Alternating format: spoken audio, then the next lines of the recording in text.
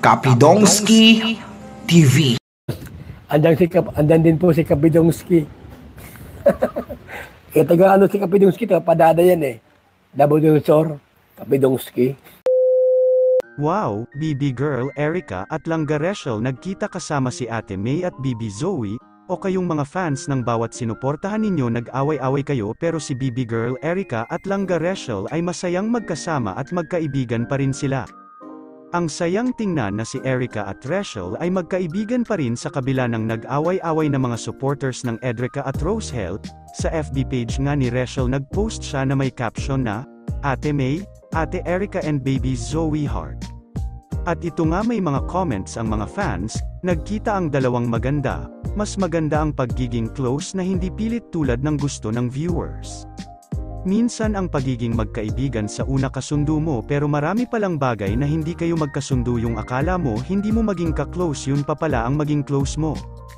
Dapat sa isang kaibigan hindi lang tawanan dapat sa hirap at ginhawa andyan.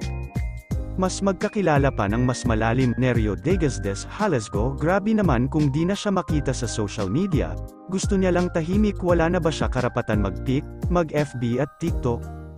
Bawal na din siya makipagkaibigan, parang umiwas si Erica kasi kung nagka-Edrica dumami basher ng Rachel kahit wala naman kasalanan. Ngayon, nawawala na ang basher gusto kasi diktahan na yung tao.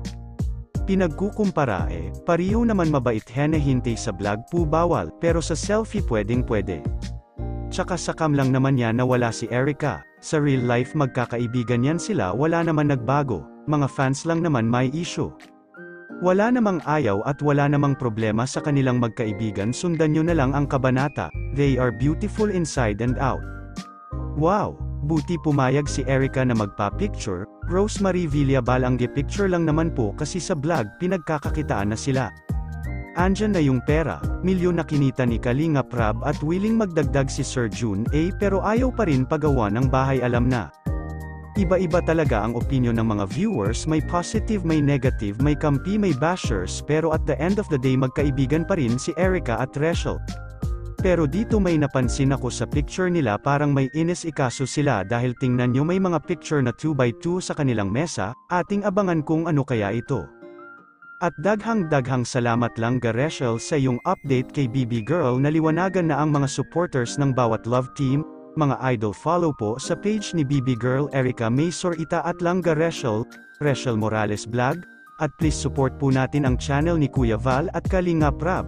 Hanggang dito na lang muli ang inyong lingkod ang Bisayang taga Davao Kapidongski TV na nagsasabing ang Ginoo nagauban kanatong tanan I love you all.